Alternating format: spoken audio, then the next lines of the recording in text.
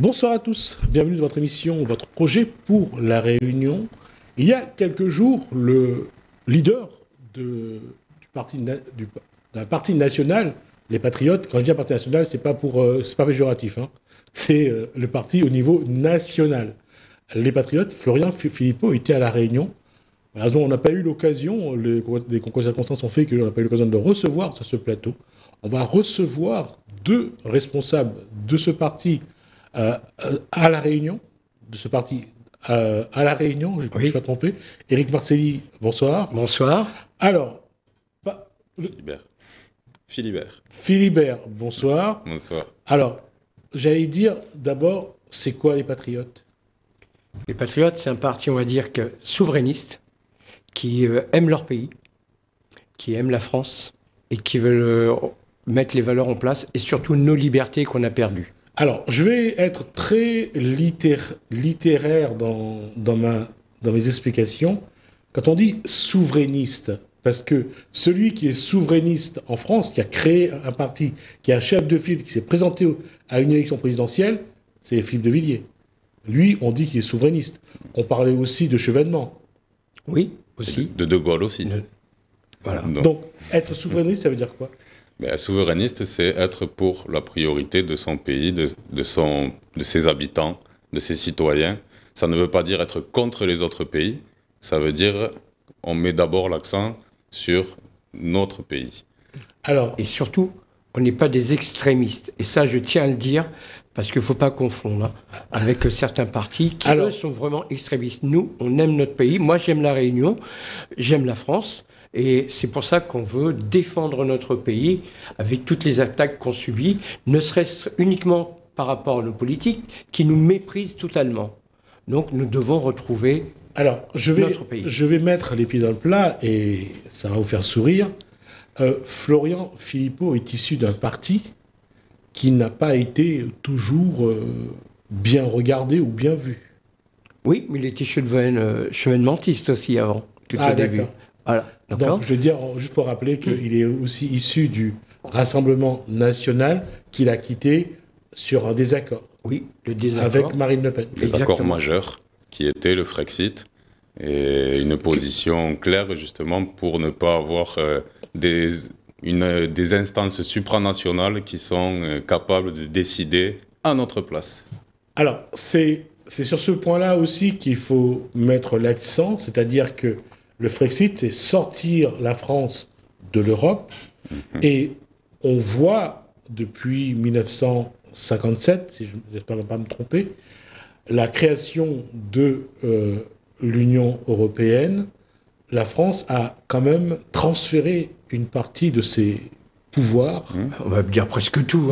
On va dire pas une partie, on va dire tout. Au point où on en est, oui. Parce que l'Europe met des directives en place et nous sommes obligés de les appliquer. Si on n'applique pas ces directives, on a une sanction, on paye une amende. Je crois qu'on paye 240 millions d'euros par jour d'amende parce qu'on ne respecte pas telle directive. Et ça nous coûte cher. D'accord. Alors, il y a cette réalité-là. Aujourd'hui, là, il y a eu un transfert de pouvoir de la France à l'Europe. Et là-dessus, comme l'a fait les Anglais, le Royaume-Uni ou les Anglais? Les Anglais plutôt. Oui, les Anglais. L'a fait, c'est-à-dire les Anglais sont sortis de l'Europe. La France, pour vous aussi, doit sortir de l'Europe. Voilà. Mais les Anglais, pour le moment, sont sortis en gardant les mêmes dirigeants à leur tête. Donc, ils ont gardé une politique où c'est en train de bouger pas mal aussi par chez eux, avec le parti de Nigel Farage, là, qui est en tête des opinions. Il y a quand même, faut quand même remarquer, je ne sais pas si c'est pareil dans les autres pays européens, il y a une forme d'instabilité au Royaume-Uni, en Angleterre. Ça bouge beaucoup. Les premiers ministres qui arrivent ne restent pas longtemps. Est-ce que ça, c'est dû à l'Europe ou c'est dû sortir de l'Europe ou parce que quelque part le pays ne sait plus très bien dans quelle direction aller? On voit que ces dirigeants sont encore d'accord avec Ursula von der Leyen, par exemple, la Commission européenne. Ils sont d'accord sur les grandes politiques, par exemple en Ukraine. Là, on le voit très bien dernièrement. Un accord de paix est en train d'être négocié. Et là, on voit que nos dirigeants, et l'Angleterre y compris, ne veulent pas Ils insistent. Non, il faut pousser à la guerre. Et ce qui m'a surpris, c'est que je crois que c'est l'Angleterre qui est prêt à envoyer. Voilà, on est dans des déclarations, dans de la surenchère, parce qu'ils voient que, finalement, on voit qu'ils perdent pied, puisque hier, sur le super sommet que Emmanuel Macron a réuni par rapport à ce sujet, il avait convoqué 27 pays, il y en a eu 8, il me semble, qui sont venus. Donc on voit que même eux se sentent de plus en plus esselés, et on voit aussi peut-être que l'État profond américain, perdant pied chez eux, peut-être essaye de redonner des forces par chez nous, et nous sommes contre cette politique. Alors, dans la démarche, parce qu'il y a 2027, qui va être important, faire entendre la voix de Florian Philippot. Aujourd'hui, alors, c'est pas pour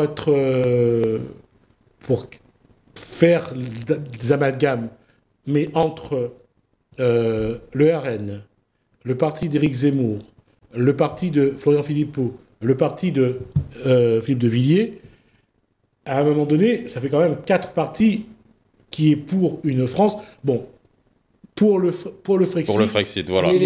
Pour le Frexit, on enlève De Villiers, on enlève le RN et on enlève Zemmour. Voilà.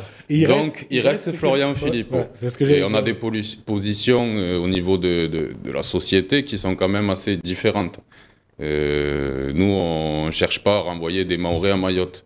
On ne cherche pas à décider à la place des autres. C'est vraiment, d'ailleurs, il y a le RIC, le référendum d'initiative citoyenne qui est proposé. Sur notre charte, on a le point numéro 6 sur les Outre-mer pour avoir une vraie politique de développement des Outre-mer. Et ça, on ne le retrouve pas chez les autres. D'accord. Et on en a discuté pendant sa venue, et il était étonné de tous les éléments qu'on apportait. Parce qu'avant, bien sûr, c'était caché. Donc on sait très bien que... on en parle beaucoup maintenant, puisqu'il y a l'USAID et aussi la même agence française pour le développement qui payait l'agence France Presse pour dire ce qu'il faut dire aux Français. Et de plus en plus, on remarque que, on le savait nous déjà qu'on était manipulés, qu'on nous a menti depuis des années. Donc la vérité, elle arrive tout doucement, elle prend l'escalier, mais elle sera là la vérité pour 2027. Il y a aussi un contexte là dans tout ça, c'est que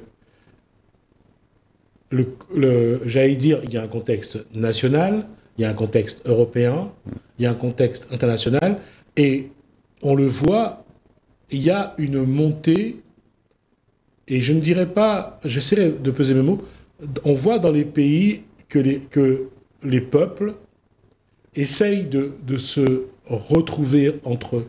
Réapproprier leur pays. Voilà, de se reprendre. Et on voit une volonté de ne plus laisser entrer tout et n'importe qui sur le territoire. En France, c'est vrai aussi. Ne serait-ce que on voit au niveau des votes, les pays à droite ou plus qu'à droite sont souvent sollicités. On voit avec le BRICS déjà. Le BRICS, c'est-à-dire le Brésil, la Russie, l'Inde, la Chine et l'Afrique du Sud. Ouais. Et le Mexique aussi après. Voilà. D'accord, donc ils veulent reprendre leur place. Ouais. Hein, on les a écartés avec tout simplement on va dire les grandes puissances qui étaient là. Oui, on voulait pas. Sauf que derrière, il y a quand même Poutine qui tire les ficelles. Oui, mais ils veulent reprendre leur place, dire qu'ils existent. Tandis que là, avec l'Union européenne, on n'existe plus, nous. Hein, c'est toujours Ursula von der Leyen qui tire les ficelles. On fait ça, on applique. On l'a bien vu avec le Mercosur, on l'a bien vu avec les différents projets qu'ils ont mis en place, ne serait-ce que ce qu'on a vécu en 2020 avec les injections qu'on nous a obligés de faire. Et là, on se rend compte aujourd'hui qu'on nous a encore menti. Et que, comme je disais tout à l'heure, on fallait dire ça à la population pour pouvoir les contrôler. Et là, aujourd'hui, on a de plus en plus de mal à nous contrôler. Et notamment, dernièrement, excusez-moi, depuis le début de l'année, on voit en métropole, ils sont touchés par les ZFE. Donc, on exclut certains véhicules des centres-villes, des métropoles de l'Hexagone. C'est une directive européenne qui est appliquée. Donc ça, on ne nous dit pas non plus que c'est une directive européenne. À chaque fois, on nous dit c'est pour l'écologie, etc. Non, là, on met des ouvriers qui n'ont pas les moyens de s'acheter une nouvelle voiture. On leur interdit l'accès au centre-ville. Ça, on ne le voit pas encore à La Réunion. Peut-être que sur notre chef-lieu, demain...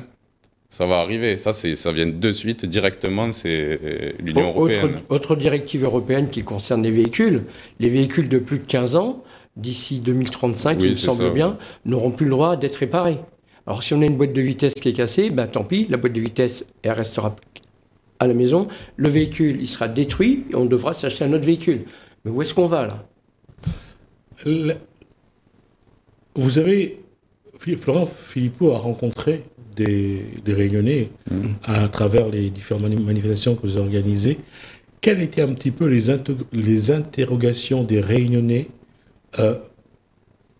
dans les questions qu'ils ont pu poser à Florian Philippot? C'est comment on va faire pour s'en sortir. Ça, c'est la question première qui vient, parce qu'ils voient que ça ne va pas. Donc, à partir de là, ça en découle, nous, notre narratif autour du Frexit, puisque pour nous, c'est... À partir du moment où on ne peut pas décider pour nous-mêmes, la première des choses, c'est de reprendre son pouvoir de décision. Une fois qu'on aura repris notre pouvoir de décision, là, on pourra vraiment poser des sujets sur la table et décider pour nous. Mais pour le moment, on décide de quelque chose, non. Même l'Union européenne peut dire non, ça, on n'est pas d'accord, donc non. Mais sur le côté. Et il y a surtout que les gens ont besoin d'être rassurés. Et nous allons les rassurer au fur et à mesure qu'on va rentrer vers la campagne politique présidentielle, puisque c'est ça qui est visé. Ou peut-être les législatives qui vont être anticipées. Peut-être au mois de juin. La question, c'est dans la démarche d'un Frexit, est-ce que ça veut dire que c'est un retour à une plus forte régionalisation? Retour, je ne sais pas si c'est le bon terme, mais c'est l'objectif, c'est qu'on puisse tisser des accords, par exemple, nous, avec les pays de la zone qui nous entourent. D'accord. Et ça, c'est... Alors, régionalisation, je ne sais pas si on peut dire ainsi, mais oui, il faut qu'on puisse tisser des partenariats avec les pays à côté de chez nous. Quand je dis ça, ce n'est pas seulement pour la Réunion, ce sera aussi bien pour la Corse que pour l'Alsace, la Lorraine, les pays de la Loire, la Provence. Parce que, quelque part, avec l'Europe, même si on a créé pour l'outre-mer, les territoires ultramarins, on a quand même l'impression qu'on a vendu... Ils ont vendu notre industrie, on a vendu la Réunion. Donc on doit reprendre notre industrie, quelle que soit la région. Je vois que, par exemple, ici à La Réunion, Albioma a été vendu à un fonds de pension américain. Ouais.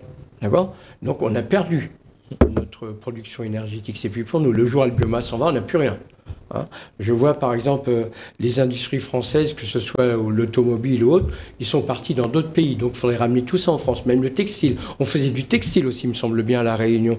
Donc tout ça, il faudrait ramener ici pour créer une production, une richesse. Et bien sûr, pour l'émergence de La Réunion, tout simplement, qui doit briller sur l'océan Indien. Notamment l'agriculture. Avec des agriculteurs qui ne soient plus soumis à des contraintes... européennes, avec des normes qu'on leur met, alors qu'on fait importer du poulet en ce moment des pays de l'Est qui ne répondent pas du tout aux mêmes normes. Mais alors pas du tout. L'autre élément qui paraît aujourd'hui, c'est un élément qui est surprenant parce que à un moment donné, on trouvait qu'il y avait trop de gens, trop de monde sur la Terre, il y avait trop d'individus, et là, on est en train de relancer, on est dans une bagarre, dans une bataille démographique. On le voit en Russie, on le voit en Chine, on relance la croissance. L'Allemagne a une population qui a beaucoup vieilli, mais qui ne se renouvelle pas. La France, le problème, c'est qu'elle a abandonné sa politique familiale. Et on nous dit, non, mais c'est comme à La Réunion, prenons l'exemple. On prend la jeunesse réunionnaise, on lui dit, il n'y a pas de travail, il faut aller en métropole. Bon, donc, c'est ces jeunes-là qui, demain, vont fonder des familles et avoir des enfants. Si on les envoie à l'extérieur, on n'a plus ces forces vives pour nous demain.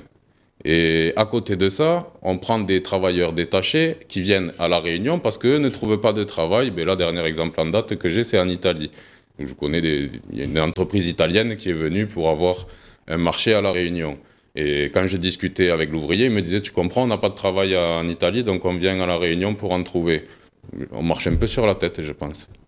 C'est antinomique, tout ça. Donc c'est bien une volonté politique, tout simplement, pour détruire le tissu économique réunionnais. Parce que ces gens-là, ils ne vont pas dépenser ici. Ils renvoient leur argent dans leur pays. Donc nous, ce qu'on veut, c'est, avec les patriotes, c'est redonner toute cette richesse à notre pays. Tout notre trésor doit rester pour nous, pour le dépenser. Mais le problème qui se passe, le trésor, ce qui se passe, c'est que les oligarches, ils gardent leur trésor pour eux parce qu'ils sont bien installés. Donc ils ne veulent pas que la population puisse bien vivre, avoir un bien-être, si on veut dire. La question à ce niveau-là, c'est comment va se dérouler l'explication de texte avec la population? C'est dans le quotidien, c'est du travail de tous les jours. Déjà, c'est nous, en n'ayant pas honte de ce que l'on dit, parce que quand on voit qu'on discute avec les gens, beaucoup sont d'accord avec les constats et certaines solutions aussi qu'on apporte. Mais il ne faut pas le dire parce que ça va être mal vu dans les médias, parce qu'on va nous coller l'étiquette d'extrême. Non, nous ne sommes pas extrêmes, nous sommes radicaux sur certaines choses. Oui, mais donc radical, on vient à la racine. Et pour nous, dans la racine, il y a notre identité, notre culture, et ça passe par l'économie. Depuis j'allais dire, l'émergence de Jean-Marie Le Pen et de son parti, avoir des idées, je dirais, différentes du bien-pensant, entre guillemets, c'est pas quelque chose qui était facile à porter. Bien sûr. Et les gens, généralement, qui étaient plus un peu proches du parti de Marine Le Pen, ne voulaient pas le faire savoir, parce que c'était mal vu. On doit sortir des idéologies des partis. Et puis reprendre aussi la place de mots, l'essence des mots. J'avais un formateur au niveau du football qui disait « De la mauvaise compréhension des mots MOTS naissent tous nos mots MAUX ». Donc on nous a fait changer le sens des mots pour que tout le monde rentre dans un couloir, dans un sérail et qu'on ne bouge plus. Je vois tout simplement le mot pédagogie.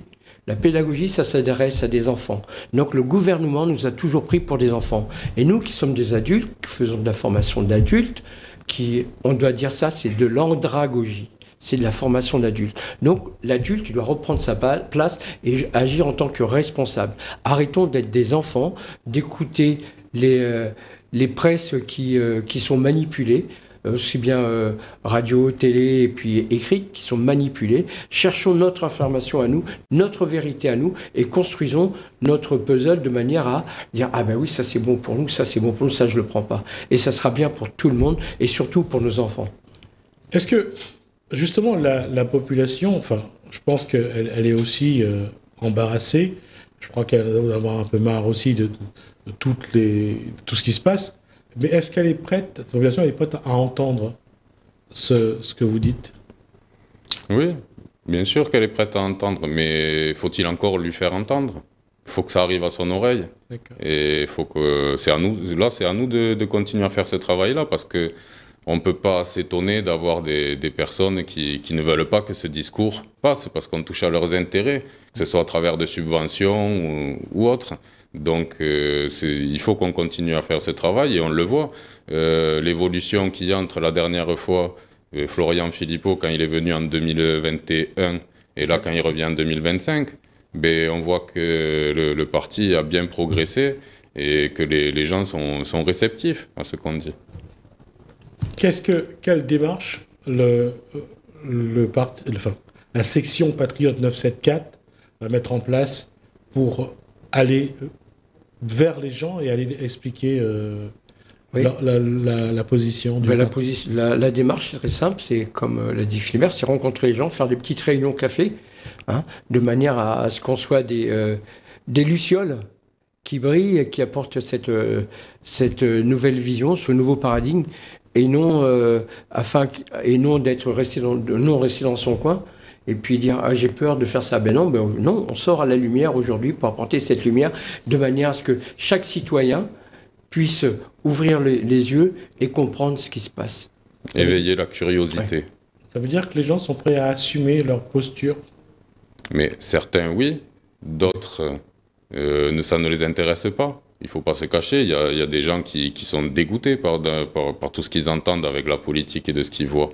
Donc nous, on voit que on reste cohérent, on a des valeurs, des principes auxquels on se tient, et on voit que la vérité est fille du temps. Ce qu'on disait en 2020 sur le Covid, Ben, tout qui sort maintenant. Et c'est comme ça par rapport à chaque fois. Et les effets secondaires de ces injections.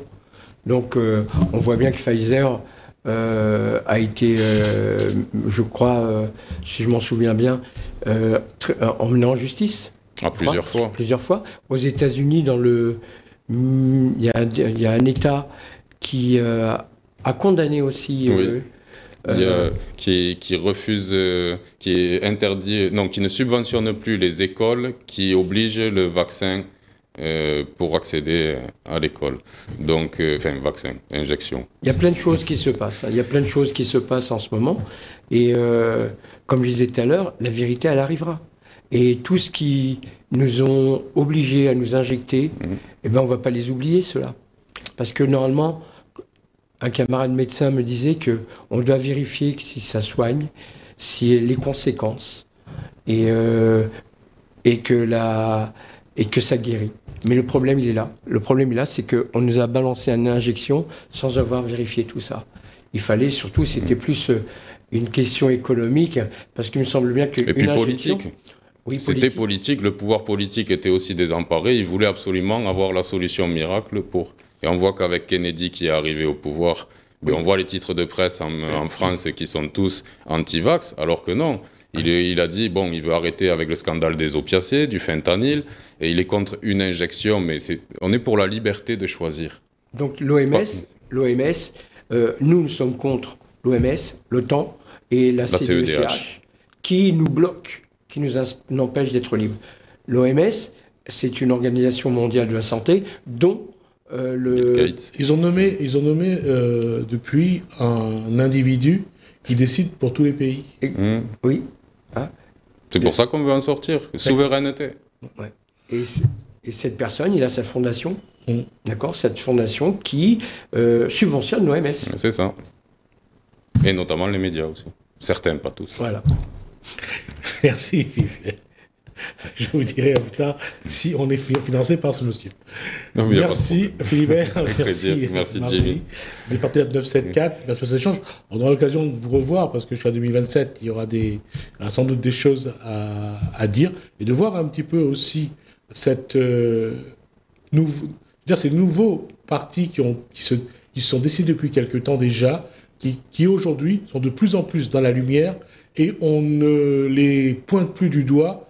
Et à la rigueur, je trouve que les gens vont beaucoup plus facilement vers eux. On verra un petit peu si cette dynamique se maintient ou évolue différemment. Merci à vous. Merci. Merci à vous. Merci Hélène, merci François. Je vous dis à bientôt.